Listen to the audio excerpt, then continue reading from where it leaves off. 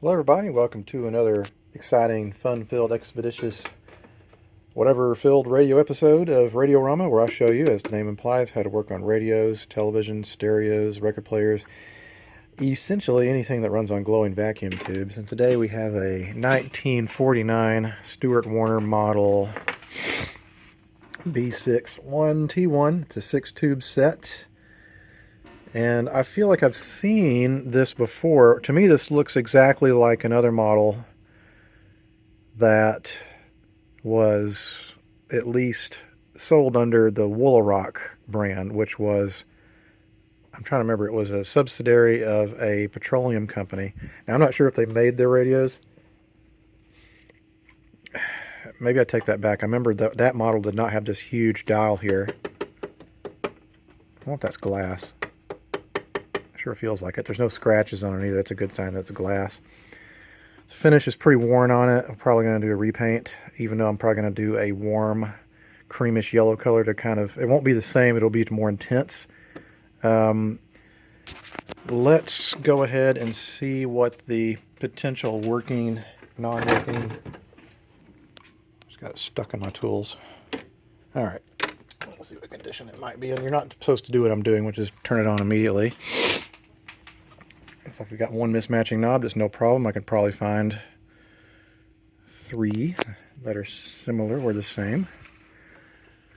Do I see any? I don't see anything here. Oh, wait, there we go. I do see the pilot light shining there.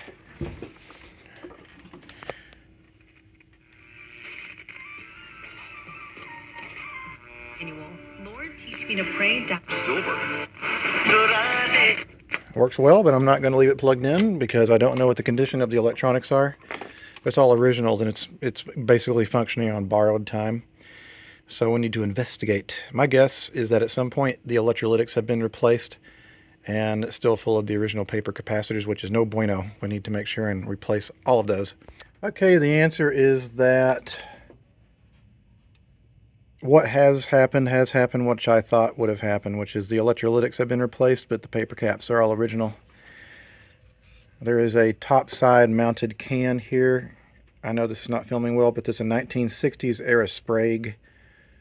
Seems about right. You get about 20 years out of the original before it needed to be replaced. Otherwise, we're all original here.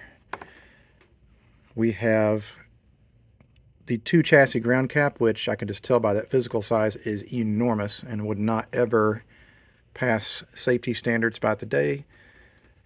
And what I mean by that is when they were producing these series strings set where all the tubes are lined up and you have no power transformer, the other end of the line needs to go somewhere, and it went to the chassis, the metal chassis. And they knew back then that even if you were to have a line going directly to that chassis, then you would have 120 volts plus anything else that might have squeezed through that power line going directly to that chassis. And if you were to have touched that and ground, all the juice would have gone through you. So to limit the amount of current that could get to you, they put a cap between that and ground. It's just that they didn't quite understand exactly what it really took to potentially cause someone's heart to fibrillate. And if you were someone that had a bad heart or a heart condition, then that could, your fibrillation and the potential for causing a heart attack or damage can be a little greater. So we need to knock that way, way down. We're going to install a safety cap between that and ground. Now, the other thing that we've just found out over the years, it's hard to see with all these cobwebs in here, is that in a lot of these mid to late 40s sets, they started, for some reason, soldering the first pins of the IF and RF tubes, the grids, basically, to chassis. And if there's a metal tube, sometimes that would allow the metal tube itself to essentially, not necessarily short, but create a pathway for current potential to get to the chassis. And that can, even with this replace, can cause it to fail our safety test, which is 0.6 of a volt on our scale. This is pretty fragile. I'm worried about bending it, so I'm going to loosen the antenna here so that it can be kind of put away on the side. I think what I'll do is I'll mark the wires going to it after I take this off, and then we'll put this away. We know the set works, and that's promising. And given that I am under the gun to get a whole bunch of sets done before a show we're having in a week. I'm going to go ahead and paint the cabinet to get that out of the way so that it can be curing, and then I'll start on the electronics.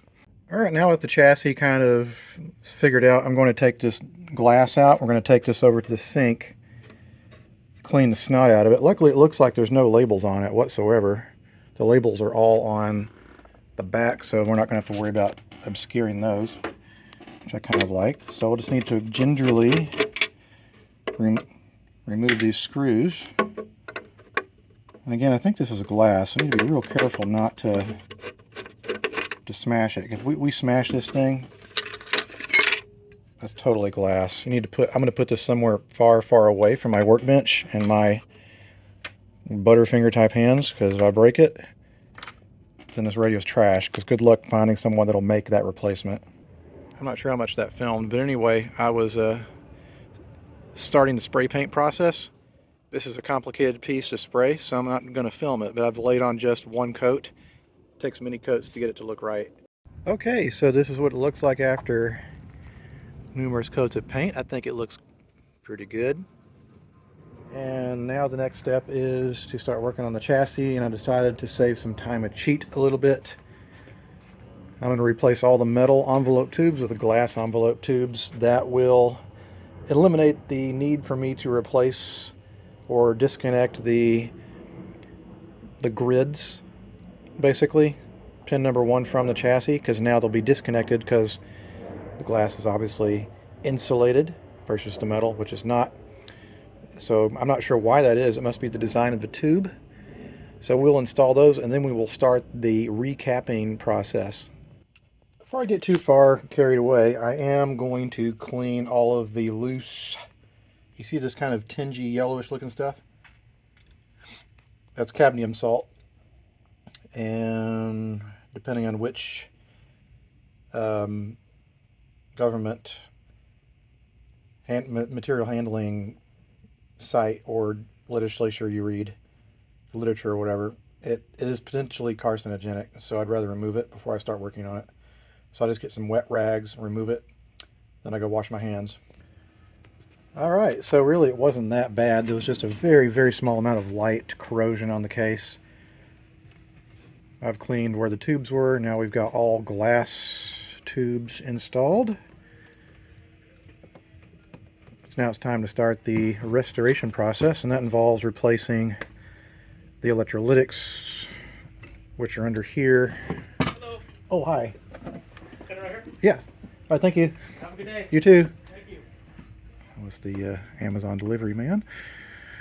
I think what I need to do to make some room, this is the electrolytics. We have, it looks like 3 here. I need to clear out these big fat capacitors out of the way so I have more room to work. Probably just replace 1, 2, 3, 4, all 5 of these. And then we'll proceed with the electrolytic replacement. Okay, so I've gotten all the caps that are around the electrolytics away, and it turns out there's only 2 values. One of them says it's 20, the other one says it's 40. I'm going to put 247 microfarad caps in there. It's totally fine. As long as you're at or above. As long as you don't go nuts, perfectly okay. The negatives are basically the lugs coming through this piece of phenolic plastic, indicating this is a floating chassis ground, and hence why we need to make sure and replace that one, which is way too fat and way too big of a value and will not produce the correct amount of safer current on the chassis itself. So I'm going to replace these 2. Looks like we've got 3 leads going to one, 2 going to the other. And again, we'll have the negatives off the lugs of this phenolic spacer. And then we're going to get to set a test. Actually, what I'll do is since there's hardly anything else to replace, I'll replace those 2, these 2 guys, and it'll be time to do a test and then a safety test. Okay, so I have fully recapped this thing. I've shotgunned it without even testing in between caps, which some people would say is foolhardy, but whatever. I did it anyway. Make sure all your leads are nice and neat and as short as they possibly can be. And when you get ready to test a radio, make sure and shake it so that you get all the little trimmings you might have missed that fell down on the chassis. Otherwise, you can have a surprising short, which is no good. Alright, now it's time to see if I made a jackass out of myself, because I just totally shotgunned this thing. all in one go. So I'm going to take a gamble and hope that it actually still works. Usually I'll check my work kind of several times throughout the recapping process to make sure I haven't lost my place. But I was feeling confident today, so see if that pays off in spades. Now the pitch. Better restorative sleep. ZzzQuil Pure. For yourself. Hours, we waived the normal $600 tuition. Year-old at a Mochella festival celebrating Juneteenth this summer. Strike one. Salve, tiene lo que llaman una recta ascendente. One area, what are you saying? Destination. It's also a Very sensitive little radio. Good. Recapping job is done. Let me see what the paint job is doing. It's been sitting out here in the sun for about 4 or 5 hours. Oh yeah, that's looking great. Settled real nicely. Alright, so now it's time to add the oh so famous audio input feature that I add to all my radios. Not all of them, but most. Hold on a minute, I'm not sure what I'm playing on the radio here. Okay, so we're going to run audio through this audio input device. It's an isolation transformer actually. It's a safety feature, so that makes sure that there's no possible electrical current that can get to the end user, which is important. So the primary side, which is this side, will go to the top and bottom of the volume pot. You'll see this has 3 leads, a center, a right and left. Well, top and bottom rather. Top of being what the RF signal or radio frequency comes in through and gets used by the potentiometer / volume pot to increase its volume. The secondary side will have our incoming audio, right and left channels. It's tied together with a pair of resistors. And then this is free. This is going to the IF transformer. We'll add a switch wire that goes out the back. And that way, when we turn the radio on and off, well, if we want to run audio, we can turn the radio signal off temporarily and then re-engage it when we disconnect our audio input device. A lot of people ask, well, aren't you changing the radio? It's like, maybe, just a little bit. You can still use it as a radio, and or you could use it to play your music through. Works the same way, just an added convenience feature. All right, well, it's done. I know I didn't do exactly the most wonderful job of doing details on this set. I have quite a few pieces that have to be gone through just this week alone, and this is just one of them. But it's all done, working pretty well.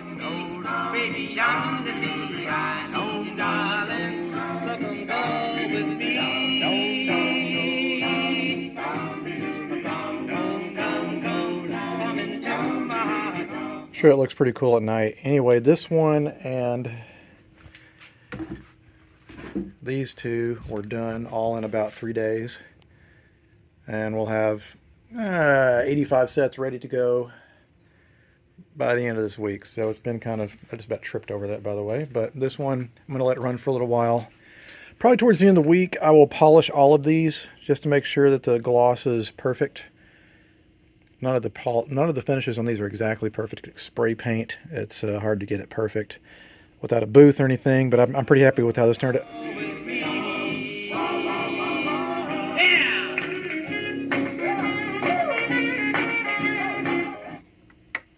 That's all she wrote for this episode, folks. I know it's a short episode, but there will be plenty more in the future. So stay tuned and bear with me. And until the next time a radio comes across the workbench, I'll see you guys next time. Adios.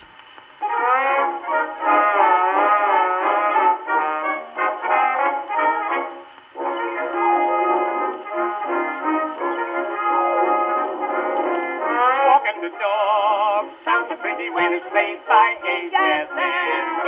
Sleeping the frog is some ditty when it's played by a band so grand. Well, any tune sounds like opera when it's played with harmony. But if you want to be classy, play me something just jazzy.